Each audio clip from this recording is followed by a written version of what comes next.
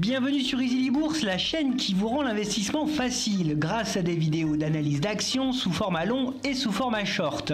C'est Sébastien et aujourd'hui je vais vous parler de l'action Vinci qui est éligible au PEA.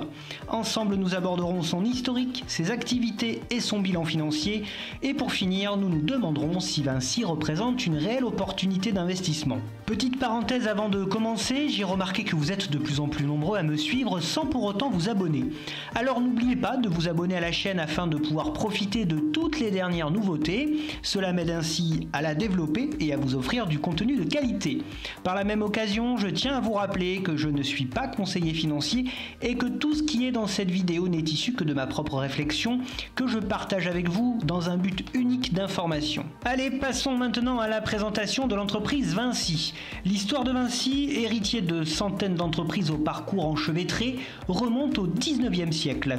En 1899, deux ingénieurs polytechniciens, Alexandre Girros et Louis Loucher, fondent la Société Générale d'Entreprise, la SGE, qui deviendra Vinci en l'an 2000 à la suite de sa fusion avec le groupe GTM. Son siège social est à Rueil-Malmaison en France. Depuis, Vinci s'est développé dans de nombreux pays et a intégré de nouvelles expertises. Aujourd'hui, la marque est une bannière qui fédère plus de 3200 entreprises et 220 000 collaborateurs. Vinci est un leader mondial des concessions de l'énergie et de la construction. Il est même le numéro 1 mondial des prestations de construction, de concessions et de services associés. Le groupe est présent dans près de 120 pays et son ambition face à l'urgence environnementale est d'accélérer la transformation du cadre de vie, des infrastructures et de la mobilité.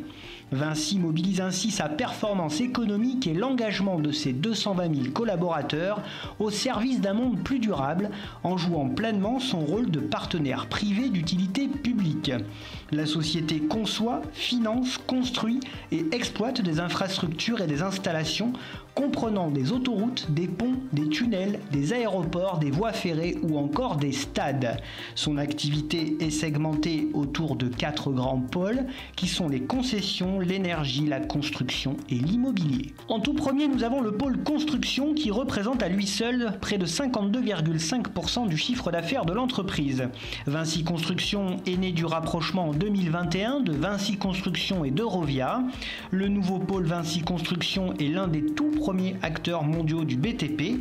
Il couvre un ensemble sans équivalent d'expertise et d'implantation dans une centaine de pays. Ces 1300 entreprises et 115 000 collaborateurs mobilisent leur capacité d'engagement et d'innovation pour accompagner les transitions énergétiques, environnementales et numériques dans les métiers du bâtiment, des ouvrages de génie civil et des infrastructures. En numéro 2, nous retrouvons le pôle énergie qui représente quant à lui 30,2% du chiffre d'affaires de l'entreprise. Vinci Énergie, qui compte près de 86 000 collaborateurs dans 57 pays, conçoit, réalise et maintient des infrastructures d'énergie et de télécom. Ces 1800 entreprises sont au cœur des choix énergétiques de leurs clients, de leurs infrastructures et de leurs process pour les rendre chaque jour plus fiables, plus sûrs, plus durables et plus efficients. En numéro 3, nous avons le pôle concession qui représente 14,1% du chiffre d'affaires. Vinci Concession assure une gestion déléguée d'infrastructures, principalement de routes et d'autoroutes, de parcs de stationnement et d'aéroports. Au sein de ce pôle, Vinci Autoroutes conçoit, construit et exploite des autoroutes en France, avec un réseau de 4443 km. Ces 5800 collaborateurs assurent en toutes circonstances la viabilité du réseau et la continuité du service public autoroutier. Vinci Autoroutes est le premier concessionnaire autoroutier français avec ses concessions ASF, Cofiroute, Escota, Harcourt et Arcos. Vinci est également le premier opérateur aéroportuaire privé au monde avec ses concessions Vinci Airport qui exploite plus de 45 plateformes dans 12 pays en Europe, en Asie et sur le continent américain. Vinci Airport développe, finance, construit et gère des aéroports en apportant sa capacité d'investissement et son savoir-faire dans l'optimisation de la performance opérationnelle. Vinci Highways conçoit, construit, finance et exploite plus de 4000 km d'autoroutes, d'ouvrages, de franchissements et de voies urbaines dans 16 pays. Vinci Highways conçoit, finance, construit et exploite des infrastructures de transport ferroviaire et urbain. Il gère notamment en France la ligne LGV Sud Europe-Atlantique et le réseau de télécommunications GSM Rail. Vinci Stadium conçoit, construit, finance et exploite des stades à travers tout le pays, tels que le Stade de France, le Matmut Atlantique à Bordeaux ou l'Allianz Riviera à Nice, pour ne citer que. Et enfin, en 4e position, nous retrouvons le pôle immobilier qui représente 3,2% du chiffre d'affaires. Avec sa filière Vinci Immobilier, Vinci conçoit, finance, construit et exploite des biens immobiliers résidentiels, des biens immobiliers d'entreprise, mais aussi des résidences gérées, comme des résidences seniors, avec les services immobiliers associés. Plus de la moitié du chiffre d'affaires de Vinci s'effectue en France avec 53,3% du chiffre d'affaires. Le reste de l'Europe représente 28,2%, l'Amérique du Nord 7,9%, l'Amérique du Sud 2,4%, l'Afrique 3,2% et la Russie, Asie, Pacifique, Moyen-Orient 5% du chiffre d'affaires. Vinci reste donc très dépendant de l'Europe où il réalise 81,5% de son chiffre d'affaires. Afin d'accroître sa présence et se renforcer, Vinci est aussi actif dans le domaine des acquisitions. Ainsi, Vinci Énergie vient de se renforcer dans le domaine des technologies de l'information et de la communication en rachetant en août 2022 l'essentiel des activités des services de Gontran AG, qui n'est autre qu'un des principaux acteurs dans le domaine des objets connectés en Europe. En 2021, Vinci avait déjà finalisé l'acquisition des activités énergie d'ACS, intitulé Cobra IS. Voyons ensuite les fondamentaux de l'entreprise. Le groupe Vinci connaît une croissance soutenue depuis 10 ans et tous les voyants sont au vert avec de belles perspectives attendues. Le cours de bourse de Vinci laisse entrevoir une hausse lente mais certaine au cours de ces 10 dernières années. Après avoir atteint son plus haut juste avant la crise Covid et subi une chute vertigineuse pendant la crise sanitaire, le cours s'est remarquablement repris en 2021. Toutefois, l'entreprise est rattrapée dès début 2022 par la crise énergétique, inflationniste et la guerre en Ukraine. Depuis, le cours a perdu 6% et limite la casse en cette période de trouble. Son résultat d'exploitation affiche une forte augmentation en 2022 et devrait continuer de croître. Les perspectives de croissance du résultat d'exploitation pour les années 2023 et 2024 sont même excellentes et clairement tirées vers le haut. Le chiffre d'affaires est lui aussi fortement orienté à la hausse et se porte très bien. Il affiche une hausse constante depuis plus de 10 ans, qui semble même s'accélérer pour les prochaines années.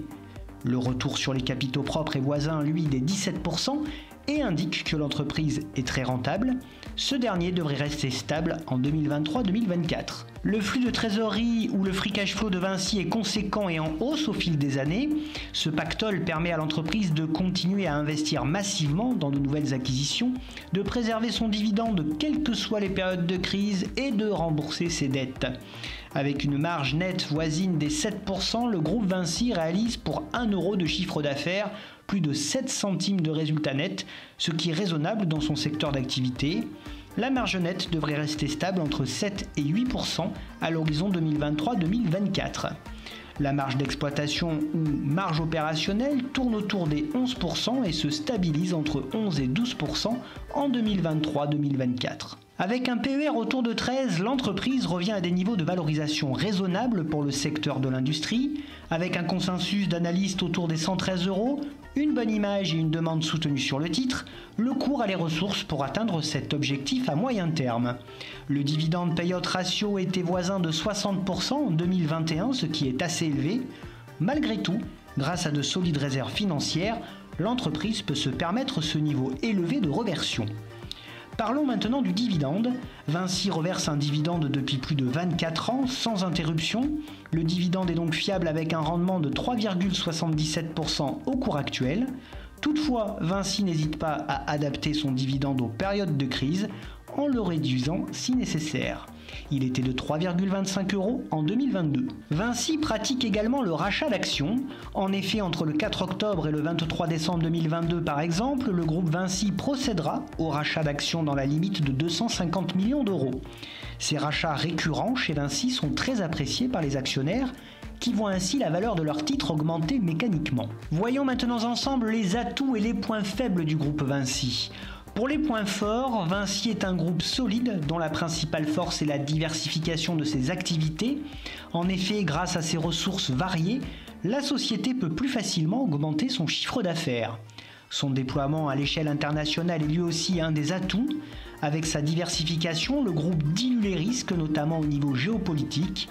Cette situation lui évite une dépendance politique à un pays en particulier ou être victime d'une crise économique qui pourrait lui être fatale.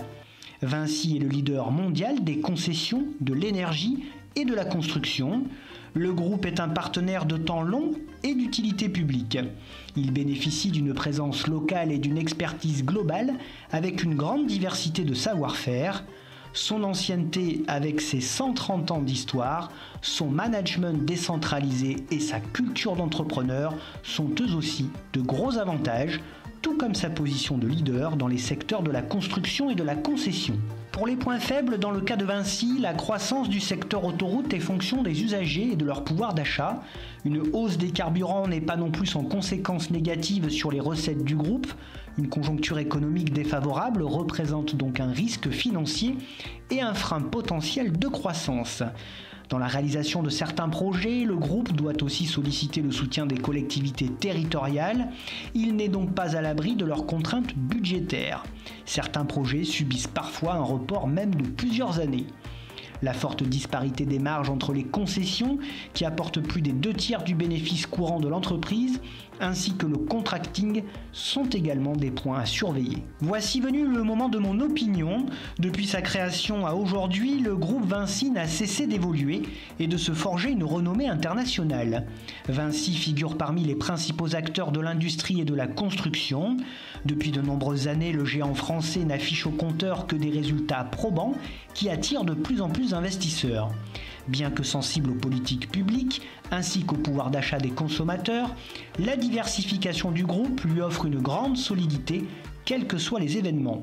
C'est pourquoi Vinci représente encore un bon potentiel de croissance à moyen et long terme. Personnellement, je suis investi sur le titre Vinci. La baisse du titre depuis quelques mois m'a permis d'entrer sur le titre le 7 octobre dernier.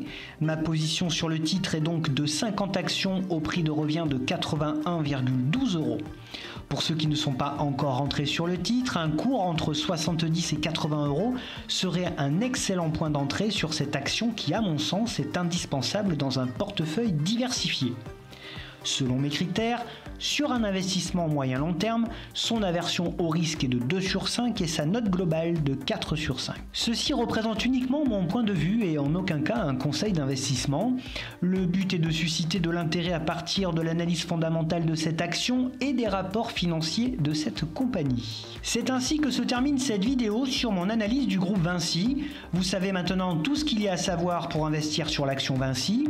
Vous retrouverez en commentaire les liens vers les courtiers que j'utilise et qui offrent en ce moment de belles opportunités pour toute inscription. Je vous remercie pour votre soutien. Si le contenu vous a plu, n'hésitez pas, si cela n'est pas encore fait, à vous abonner à la chaîne, à actionner la petite cloche pour vous tenir au courant et à liker la vidéo. Je vous dis à bientôt pour une prochaine vidéo et n'oubliez pas, investir doit rester un plaisir.